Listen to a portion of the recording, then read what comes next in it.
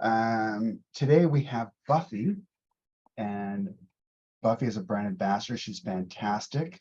Today I'm gonna just tell her, I'll let her tell you what she's gonna do. It's gonna be very experimental, as she says, but I'm gonna have her explain it to you. With that, Buffy, it's all yours.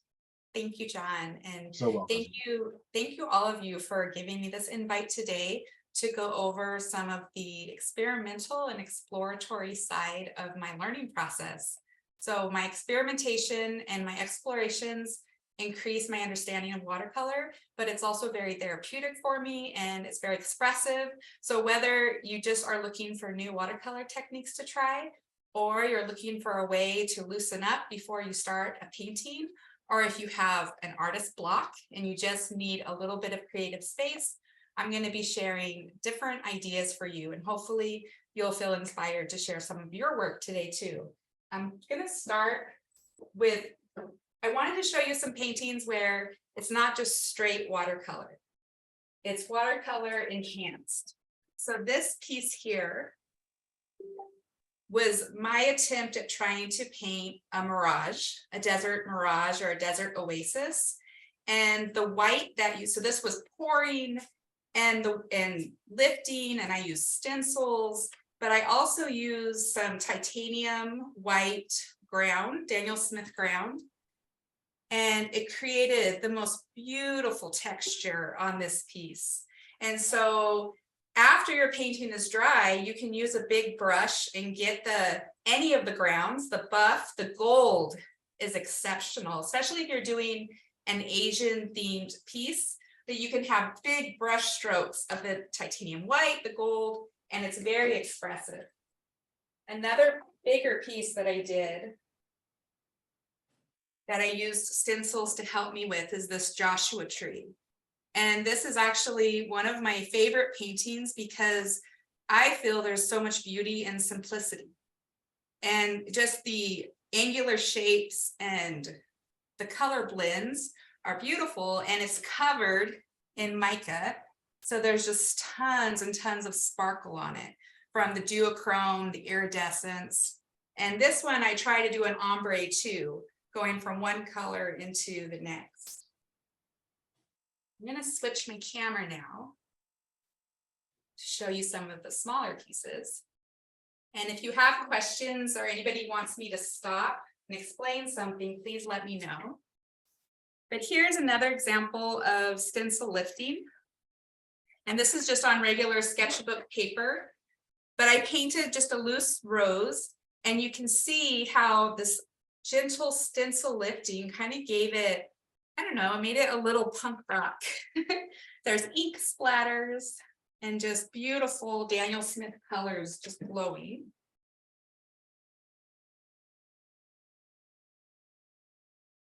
There's another one that I think was just a lot of fun. I was doing a demo on a watercolor wave, and then I used a stencil to create a little geometric a little pattern in the waves. Again, just having fun with watercolor.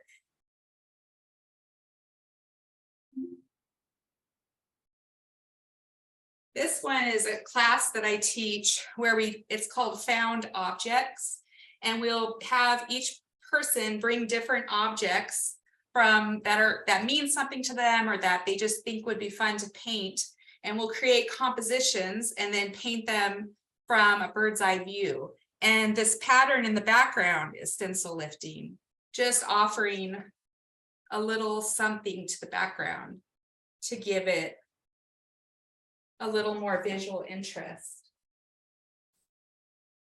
One more, this one just has very subtle lifting in the background. And that was to try and capture that atmospheric, the pollen and the bugs that are in the air when you're down by the water. That one came out really cool. Another thing you'll see me do if you look into my work a little bit more is I absolutely love exploring ink and watercolor. So these were painted or sketched with bamboo reed pens dipped in ink.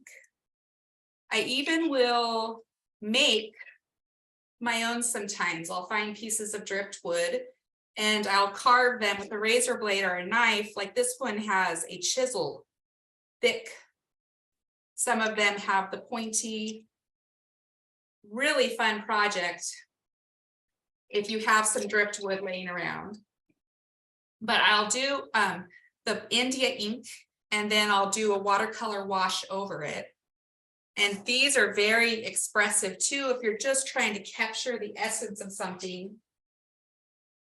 A couple other examples of ink with watercolor. More illustrative. And this one is actually one of my favorite paintings. And it's because it has that that kind of lost and found.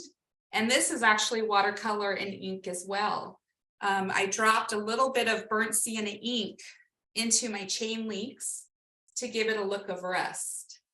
So sometimes thinking outside the box, you can get so many wonderful ideas.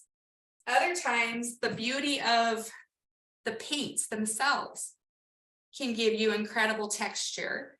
All of these rocks were done with Daniel Smith Primatex. You can probably recognize there's some lunar black, some hematite, and lunar earth.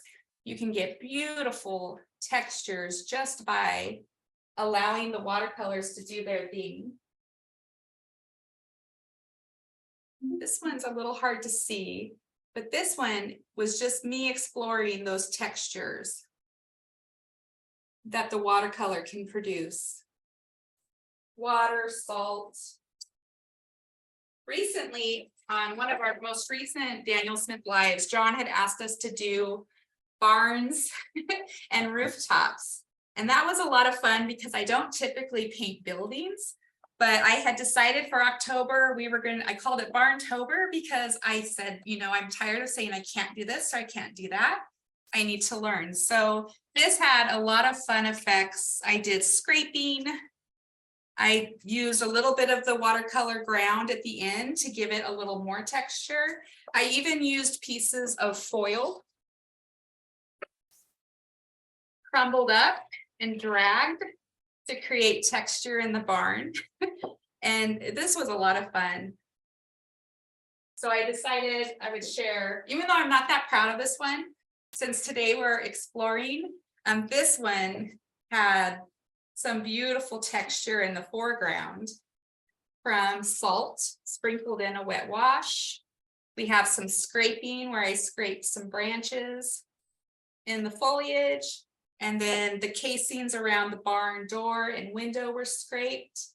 And these highlights that came in here, like right here, and a little bit of this, that's that watercolor ground again. So lately I've been using the Daniel Smith titanium white watercolor ground as kind of like a gouache. And I'll use a big ugly brush and I'll just barely put some on and just drag it. And I'm in love with the texture. I used to do soapstone or pastel or chalk, but as you know, all of that will wipe, you know, it'll disappear over time. So by putting the titanium white on the ground, I don't have to worry about that anymore.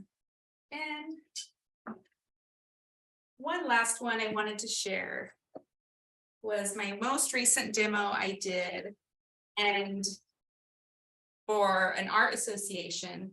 And this was so fun because we used permanent masking fluid to put in some foliage behind the flowers and a little bit of the gray. And we did a ton of stamping. So putting some paint, some thick paint on a card and just stamping to put in little marks to just, I don't know, give you the idea that there's some stem work in it. And again, you can see I'm just a big fan of the texture that white brings back. So it has the ground again. So I wanted today to do kind of a choose your own adventure. So if any of you want to unmute your mic and tell me which one you would like to go down a rabbit trail with me. And if you're on Facebook or Zoom, you could put it in the comments as well. but I have 3 options for today. We can either explore painting a mirage of palm trees, painting a Joshua tree, or just exploring abstract mark making. And yes, you can only, I should have said that earlier, you can only use that ground once your painting is dry, yes. So I'm just going to give you guys a minute to put which you'd like to do, the palm tree, the Joshua tree, or just let's get crazy with some abstract mark making. Joshua tree. Let's see. Joshua tree, get crazy. Yeah, Joshua tree. Joshua tree. Okay, Abstract mark making. okay, let's go, guys. Abstract. Palm tree. So 4 abstract for Joshua. Okay. What do you guys think? Who got the One most more votes? Abstract. Buffy, Abstract. you're gonna have to do an abstract Joshua tree with a palm tree. You have 6 abstracts. You know what? Let's start with the abstract. I think I heard that one the most. And hopefully we'll get Why to the don't you- Joshua tree too. Why don't you combine all of them? You want to? Yeah, You know an what? abstract mirage of a Joshua tree. Yeah. Will anybody see it? Let's have a combination. Let's go for it, right? Let's play that. If you think about it, we all start off as artists. Think of all the children you ever see drawing with abandon. No one's worried if they're going to get in a show or make a commission or is anyone going to like it. They just color and they are coloring outside the lines and they don't care. So yeah, we're going to do that today. Buffy, Yes. could you talk about your palette? Oh, yes. So this is another brand ambassador's design. This is Michael Soliev. And it's called the Echo Palette. And you can get it off of his website, or they are even selling on Amazon now. And you can even see clips of him making these. You can see him sanding each of these and putting them together. It's absolutely awesome because you're supporting a working artist on the Daniel Smith team, of course. But I just love it because you have these great big pans. And then I can pop the colors out and change them out whenever I want. And I just collect them in a little color jar. And I use these for experimentation too. So yes, this is his studio palette and it comes empty. And the little metal pans underneath this paint, they can come in and out, but I just pop the paint out. Like, see, you can just, a lot of them, they'll come loose. But even though they're loose, it closes tight, so they're not going to be sliding all over the place. I also love this because I do a lot of ramekin painting, and so I'll have a place to mix my colors as well as direct painting. It's a beautiful, beautiful palette. I keep saying every year I'll find a new palette and I'll say, I found the one. This is the one, but this is the one. This is the one for me.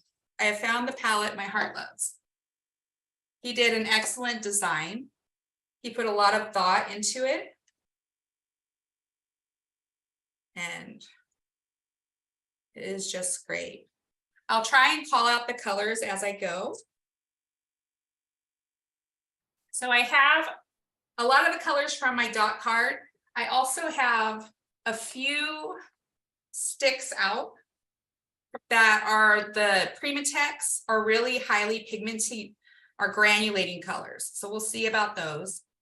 And then I have an assortment of stuff for mark making. The first thing I want to load up on is I'll get all my palette wet. So those colors will start to activate.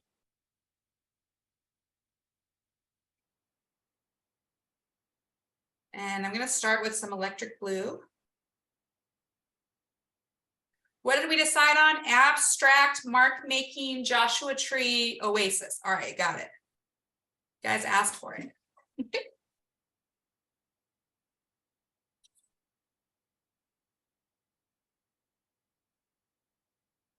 This is a fine spray mister.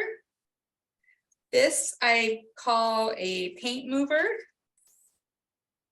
It's very gentle on the paper. It doesn't always definitely mar it. I'm going to put a little bit of bronzite with a touch of quinacridone sienna. I'll water that down a bit. Pour a little more color in there. And right now I'm asking myself, what other colors do I see? Do I feel what's calling out that needs to be there? There's a question in the thing, how you store your watercolor sticks. Yesterday, we had an amazing time exploring the watercolor sticks. And in that, we shared a lot of wonderful ways of how you can store your sticks, how the different brand ambassadors use those sticks. The quinacridone sienna is such a beautiful color, isn't it? It's really, really close. I'm gonna take a little bit of Prussian green.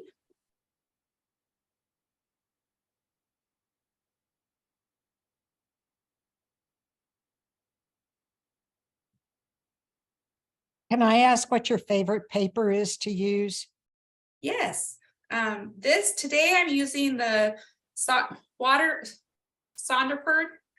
How do you say it? Sonderford cold press high white.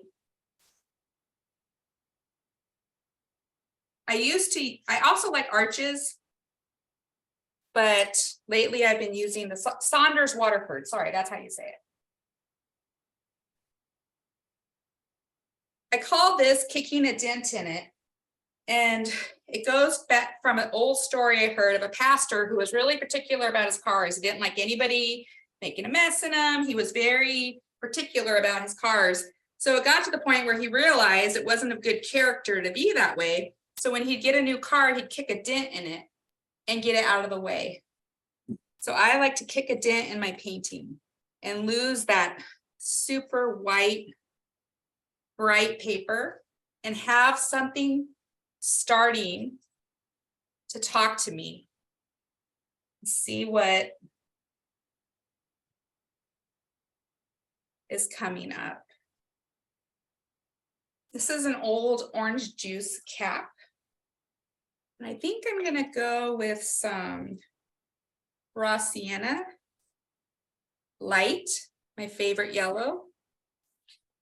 And I'm gonna dirty it up with a little bit of transparent red oxide, a little more of the raw sienna light.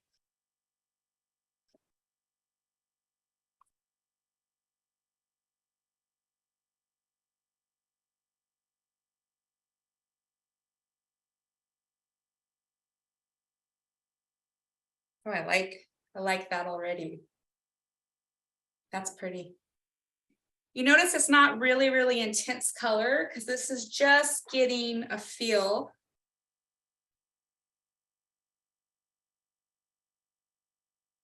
Many watercolorists will paint light to dark, doing their darks last. I also really want my watercolors to be transparent and to have some of the white of the paper showing through. So leaving little windows and little bits of white here and there is a delight for me. I just absolutely love it. I'm gonna do a couple mark making. For this first, I think I'll do some quinacridone sienna. This is an old bell of my grandma's. I'm gonna just slide it around.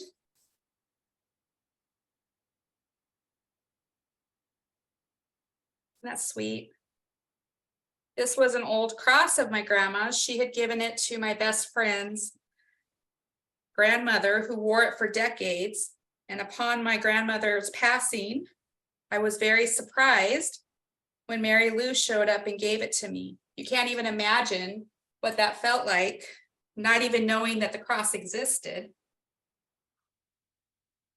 And to have something come back, like a little glimpse, you know, like a little kiss from heaven. It was just precious. From an old wooden heart. Now, these things can be things you have around the house, things that really, really matter to you. Maybe they don't matter to you. But you can get really creative with your mark making.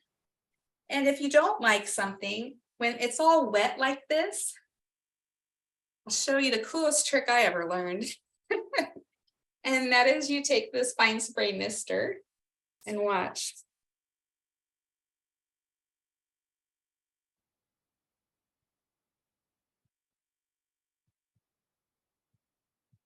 Another thing that I think is really pretty for mark making are these little seashells. Take some French ultramarine and I'm going to put it on my shell.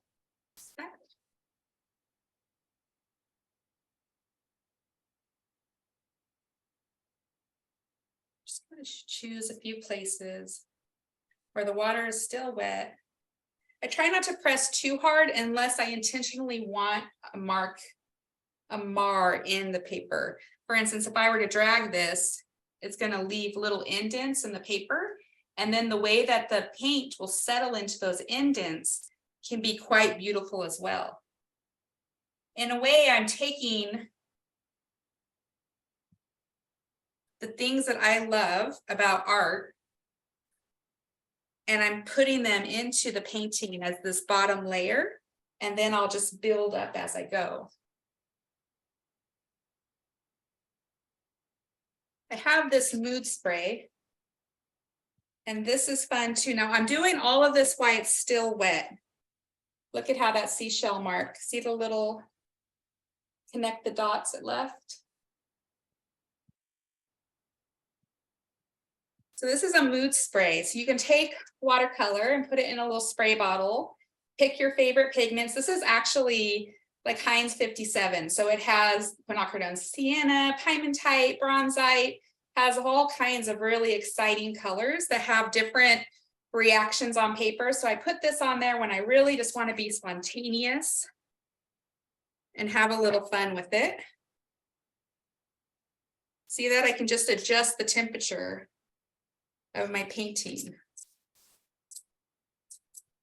Meanwhile, all of this is going to interact with each other, and all these pigments are going to push and pull against each other and then settle into the paper and create some fun shapes. So I'm going to dry this layer and move on to the next.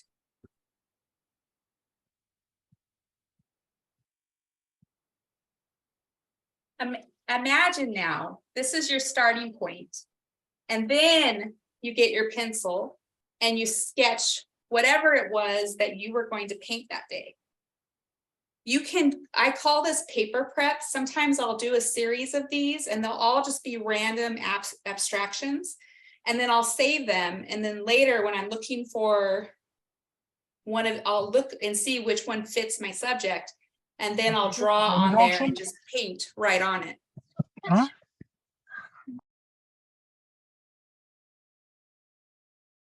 Pardon?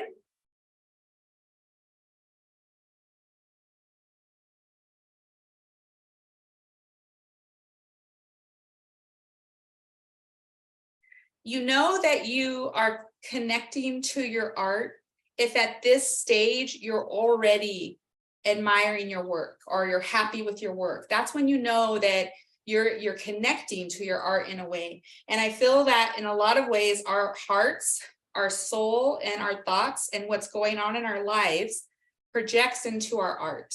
And so painting in this way can be very, very therapeutic. And it is how I process life. Sometimes I can be very technical and, you know, I'm just painting a piece and I'm trying to follow rules and paint it correctly. But this is where my happy place is in art. One of the questions in the chat is, what are the advantages of Saunders over Arches paper? I feel that each paper reacts a little different. I think that the sizing that they use on the paper varies from manufacturer to manufacturer. I think that you have, for instance, 100% cotton paper, but where did they source the cotton and how did they press the paper and what did they use a mold or not? And the reason that I love Saunders Waterford is, for one thing, it seems a little tiny bit softer than Arches. So it gives me the slightest fuzzier effect. But I also love its history. So it's produced in the St. Cuthbert's Mill. They make Bockingford, they make Milford. So they have a few different papers. And I believe, if anyone has a moment to Google it, but I think St. Cuthbert's Mill has been around since the 1700s. And so I don't know, I love their story. I love their paper. Their rough paper, for instance, if you like painting on rough, seems a bit rougher than the Arches, a little bit more textured. So each artist is going to be a little different in which papers they choose or which ones they prefer. I painted with the Winsor & Newton cold press paper for a few years, and I loved that paper, but it almost seemed like something had changed and I wasn't having the same results. So I switched to this paper. So now you can kind of see how those marks, even though they were specific marks like a heart, a cross, a shell, but when you do it on the wet, it just really disperses and creates these lovely colors in the background. Buffy, this is Stella. I have a question, darling. When you paint abstract, at what part of your painting you start thinking about design? So, hi, Stella. I'm so glad you're on today. Yes, I'm happy to be here.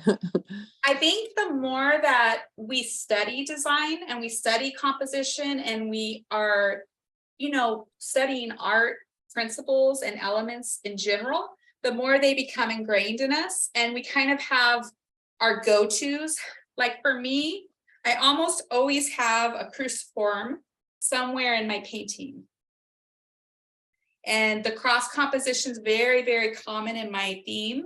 And also a cascade is very common. I think some people call it the slide composition. So typically I'll do those without really being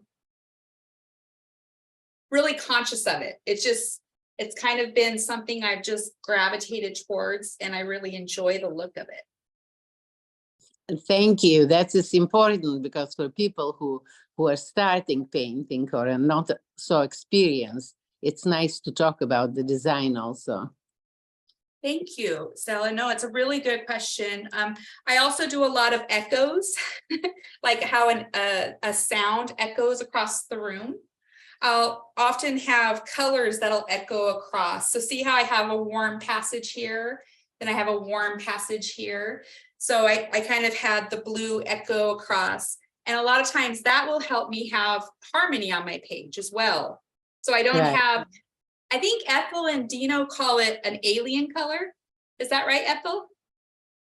Yeah. Yeah, so when when you've painted the whole painting and then you have this like little pop of color that isn't getting along with the rest. Sometimes it's brilliant to have that one pop of color, right? But other times it'll make you have to rework the whole painting. Oh, good. We have so much time. We are going to be able to move on to, let's see. I'm going to go to the Oasis next. I'm going to have a distant mirage off in the background. So once I start putting representational things that are identifiable, that's where it goes from an abstract into like a semi-abstract.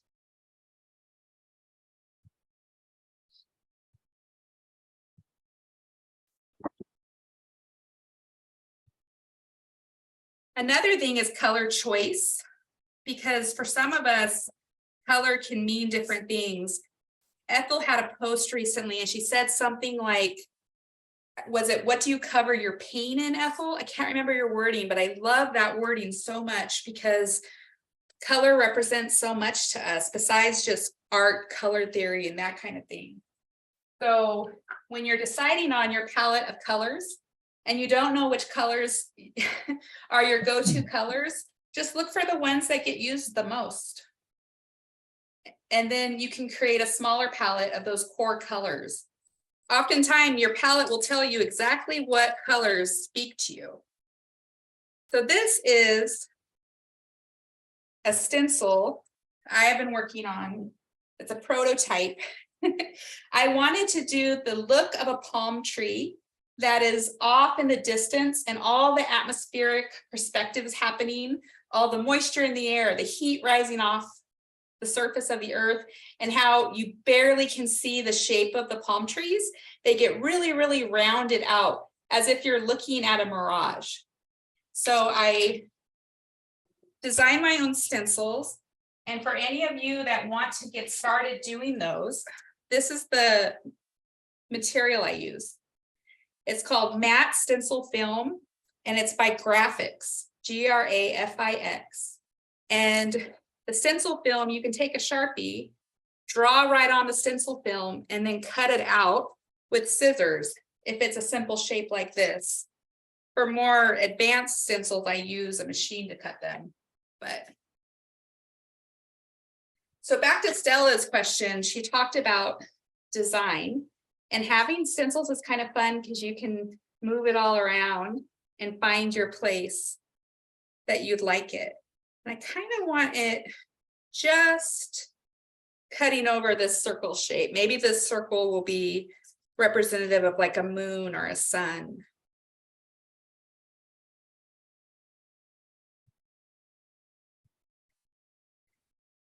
I'm going to want this kind of off in the distance. I don't want it too dark.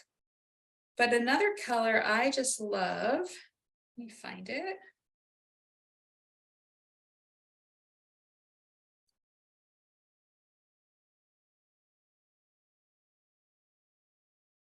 So this is Payne's Gray with a little bit of the Terry Urcolona underneath it. They're kind of stacked on top of each other. So if you're wondering what color that crazy color is, it's the Terry Urcolona and the Payne's Gray. That's really pretty.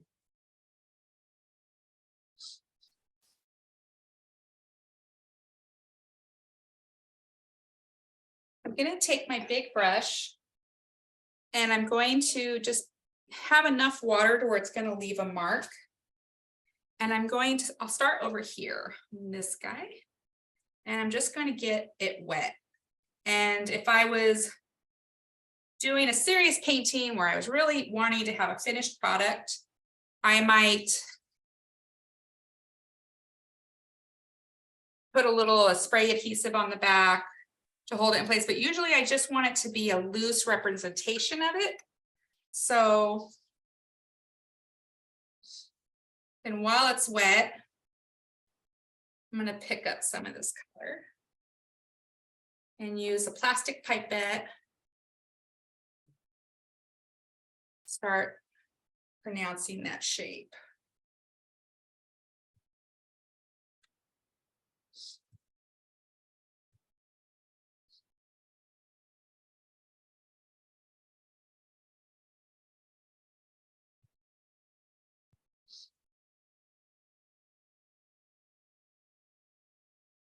See, I've already switched gears, and now I want it to be a little bit more recognizable. Just put a little bit of water on there, send it down.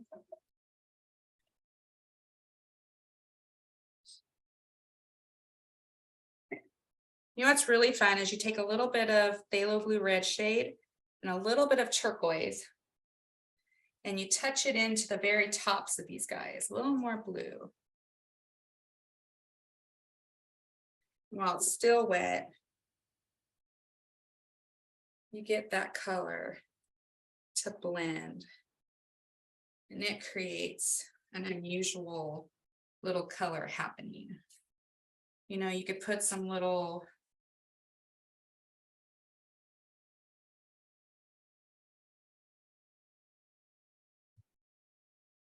leave that. I don't want to mess with it too much. If you overwork things, then I call that a traffic jam. So I want to keep flowing across the paper. I don't want to mess with that. Even if I don't like it, I don't want to mess with it.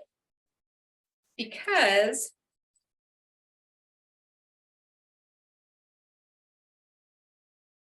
I want to keep going. I'm going to get these shapes in here. And this time I'm going to go right into the paint. And just trust the process a little bit more.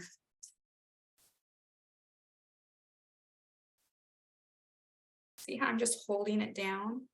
And I didn't do the entire tree.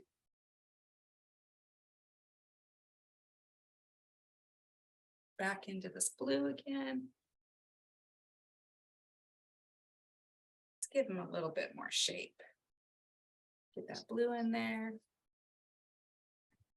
So I just feel that there needs a little green too.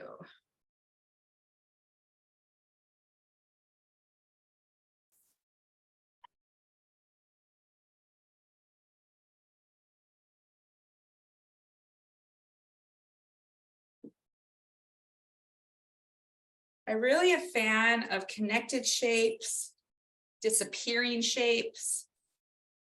Back to that orcolana and the gray. Surprising how the two colors interact with each other. A little tree. If my stump's a little bit bigger, maybe I need a little bit more.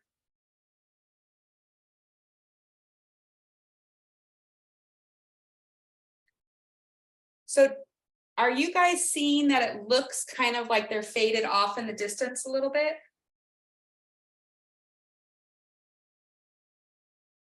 Very much so. Yeah, you see that? So, and notice how there's not a whole lot of definition. It's just basically we're giving it a shape. We're giving it the symbol of a palm tree, but I'm not fussing with them. I'm not messing with them too much. I love this little curve here, that cascade I was talking about earlier. And see how these colors, as they faded, right? They seemed brighter before, but now that these colors are darker value, it sends that even farther back. So now we have 2 layers of depth. That's cool. All right.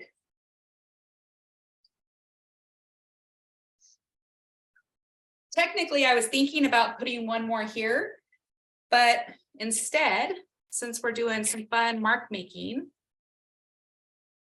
this is cool. This is a popsicle stick. Steal it from your kids after they have their ice cream. And you take a piece of Scotch tape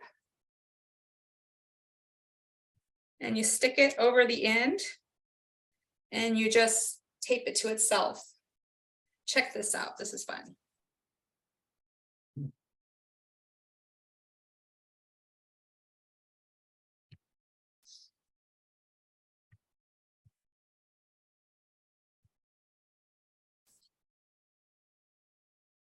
Need a little bit of a round shape because those have some round in them.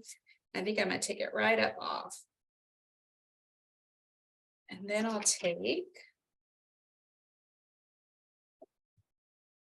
I need this to stay wet for a second, so I'm just going to put a little bit of paint there to kind of hold it. What I want to do with it. I'm going to take this color here. Let me see. Buffy, I like how you promote to steal from your children.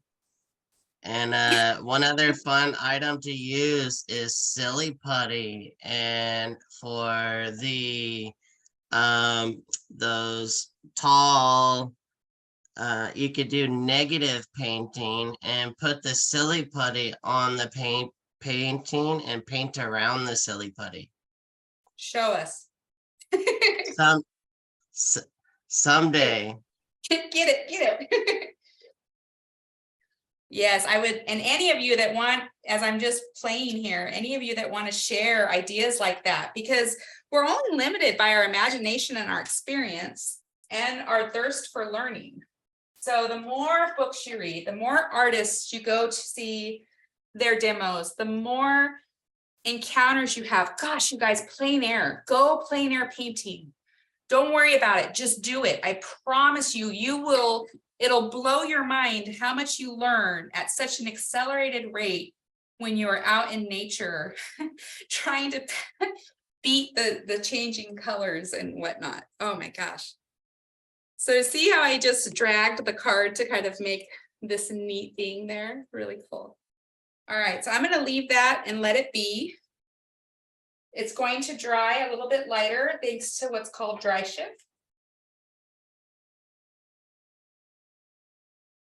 Let's think about our main character. I have one more shape here of a Joshua tree, but I didn't print photograph of one. And I am thinking about design still. So I'm gonna take one of these little craft sponges that you get, another thing to steal from your kids or your grandkids. And I'm gonna get it wet and I'm just gonna soften up the base a little bit. There we go. Just softening that up. So that way when I do my Joshua tree, it'll show up to the party.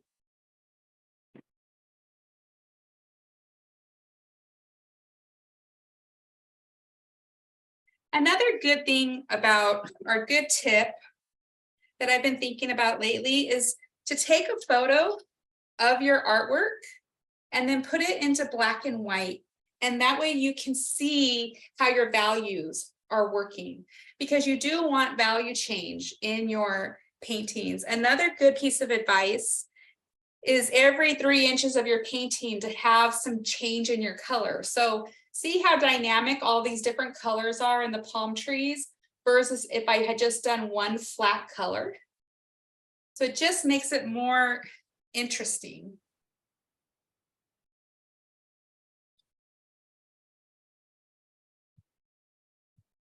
I just need to dry right here.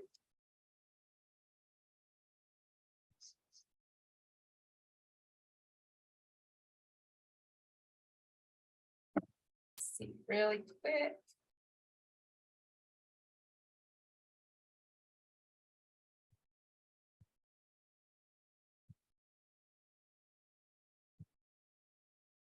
Have you ever used alcohol spray on any of your paintings when the paper is just kind of a matte? Yes, I have. I've tried alcohol and it has an interesting effect. It's kind of like as if you were splattering like almost like an ink, because it pushes, but since it's clear, it kind of does a funny thing to the paper. I never stuck with that one. I have tried it, but I just never stuck with it. Do you enjoy using the alcohol? I have, and I've never had any problems with its reacting to the paper. Yeah. I would love to see a photo, or if you have a painting, I'd love to see it. This is my email address.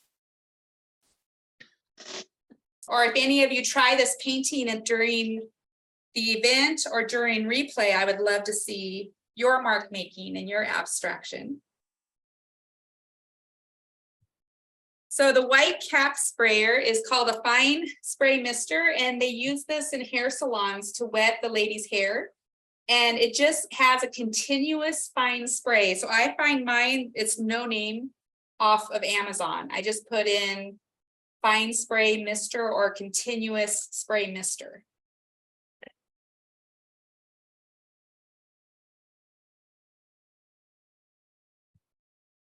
Again, at this point, I'm asking myself, am I still pleased? You know, is it still speaking to me? Is it still expressing what I'm trying to say? And I still like it, which that's kind of cool. I hope you guys like it. This is a risk. You might walk to the store with blue on your nose. All right, let's see. Let me play with Very it. nice, Buffy. Thank you. It is very nice, Buffy. I love the way it continued holding those layers. Things coming forward and things going back.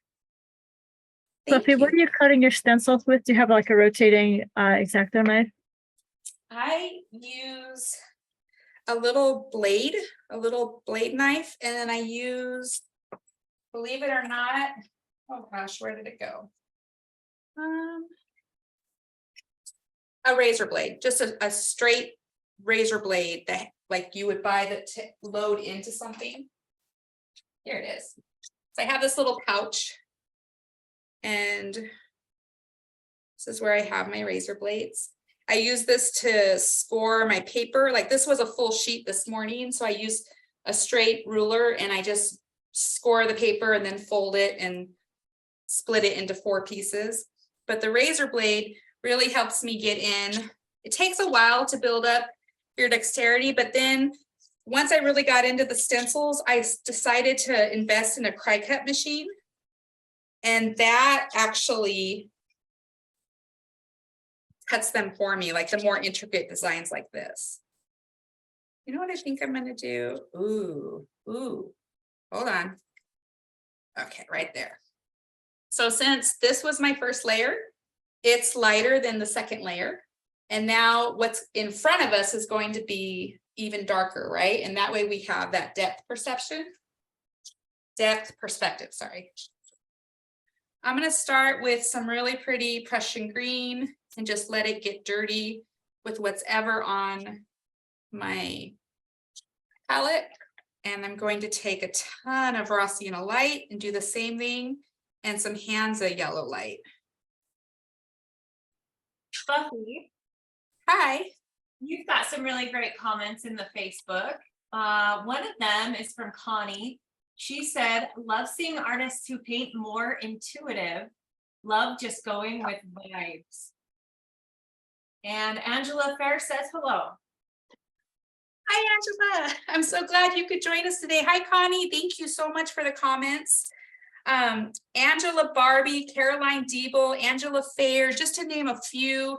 But there's so many wonderful artists that represent Daniel Smith who are also very intuitive, very expressive artists. And it's a joy for me to see their work and to see what art means to them.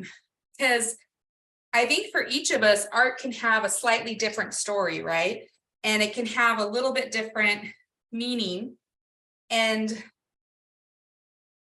when an artist is willing to be vulnerable and express that and share, what the art means to them, I find it really fascinating. It's so brave and it's so helpful because we're all fighting our own battles, right? And if art can bring anybody a sense of peace or a sense of escape, or just because they enjoy it, they love it, it's peaceful, especially in this time and day with everything that's going on in the world. Yeah, Angela's very expressive with color as well. She has a very in tune color language. It's another thing about art is that it crosses so many barriers, borders, backgrounds. Look at that, that's colorful. Pull it off.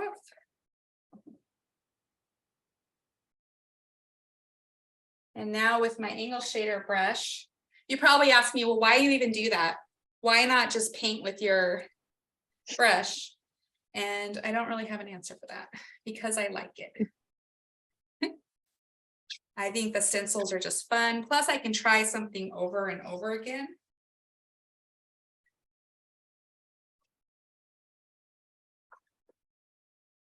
Since this is semi-abstract, I don't have to worry about it being just perfect. And the Cricut machine, it's spelled C-R-I-C-U-T. And you can learn so much on YouTube on how to make stencils, how to use your Cricut machine. And there's so many other uses for it that I haven't even gotten into yet.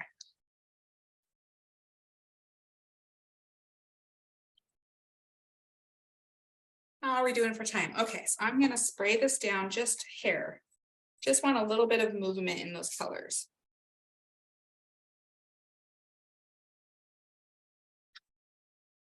Buffy, this is Anna Marie, and I'm really happy to be able to catch you. I'm sorry I came late. I have a question. Have you ever tried a ceramic blade? with your stencil work? No, and hello there. I'm so glad you're on today. I haven't. I don't think I have. I tried the fun experiment was there's a heated stencil cutter. But this will age me a little bit, but I'm like a Laverne and Shirley episode when it comes to dangerous things. And it turned into a comedy scene because I ended up with a bunch of burns and cuts. And so I really just stick to simple things for cutting. I'm gonna play with this for just 1 second. I want to adjust my shape. And if I get a sense that there was a Joshua tree in here, I'm okay. If it ends up just being grasses, I'm okay. But I want something to piggyback right here. And I think I'm going to curve it the other way, even though it won't necessarily make perfect sense. Because we're running low on time, I just want to kind of wrap this up a little bit. By the way, if any of you have brought a piece or have a piece that you wanted to share, I'm hoping to have this done with a few minutes to spare, so that way we have a chance.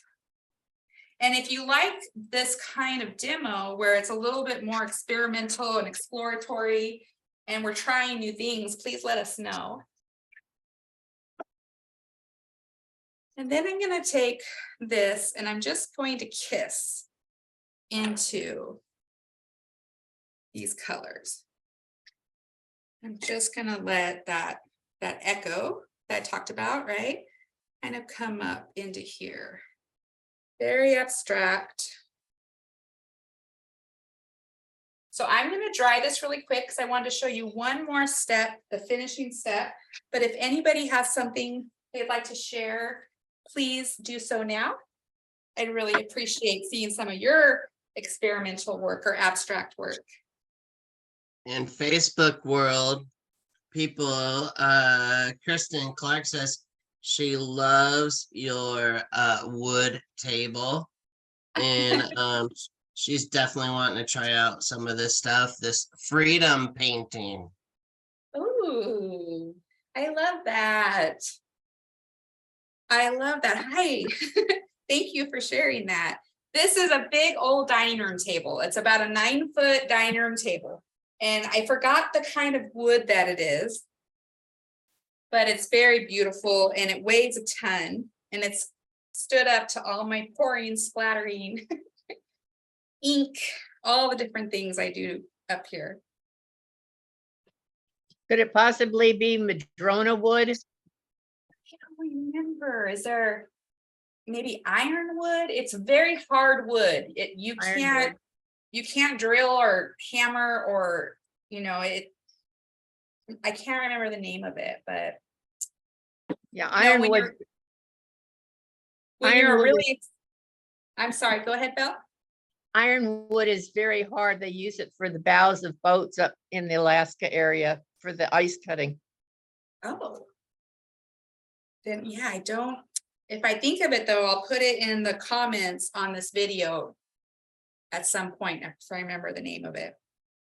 But I also, the stand that my fish tank is on is the same wood. And that's holding a whole bunch of different things as well. Art supplies and goodies. Especially when you're experimental. I love having this big table though, because everything is kind of squished together so it's on camera. But this way I can bring all my art supplies out, and it's almost like I'm cooking, right? And I want a pinch of this and a touch of that, and I'm stirring the pot. So something that is really handy, I wasn't sure if I was going to show it or not, but you all have been such a great group today. I think I'll show you. Hopefully I won't pull my back. But this is an awesome little rolling caddy. And this is all full of inks and acrylics and mark making tools. And I have this under my desk, and I'll just roll it out when I'm feeling like I need to be more expressive and start going through my little cart of goodies. So this is dry enough for some finishing touches. So now I'm just thinking of what can I do to balance out my painting.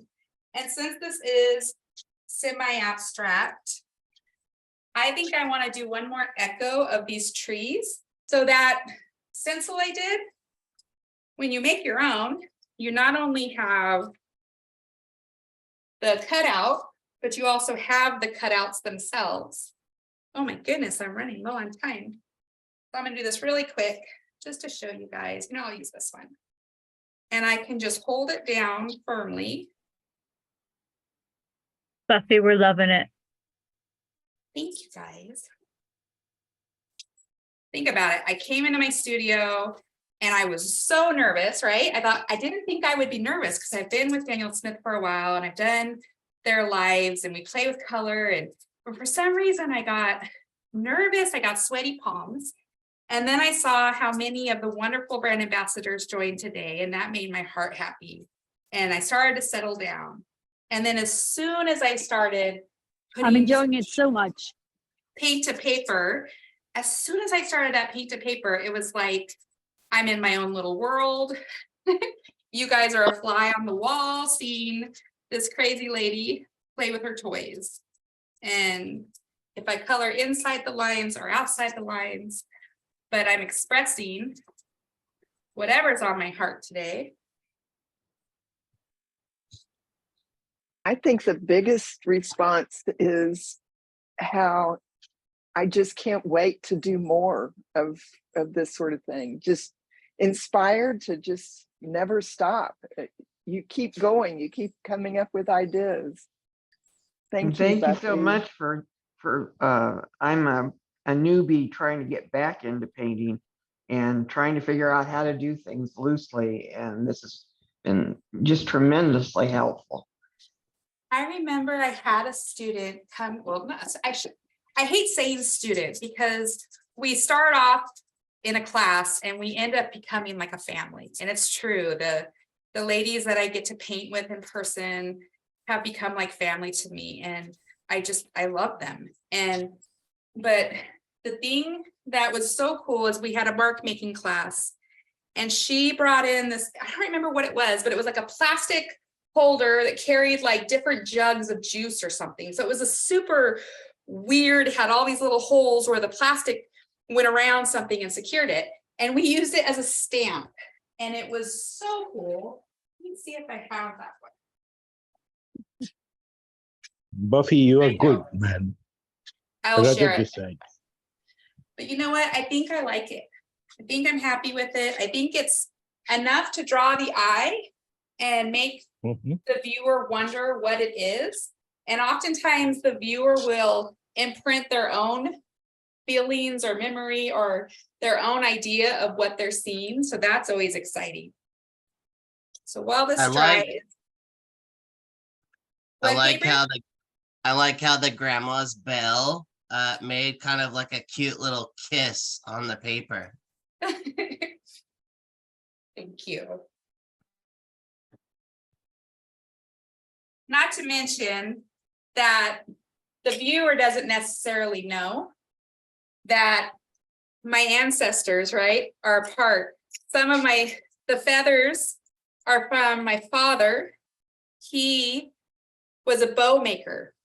And so all of these are flights that he had cut that were expected to be attached to an arrow.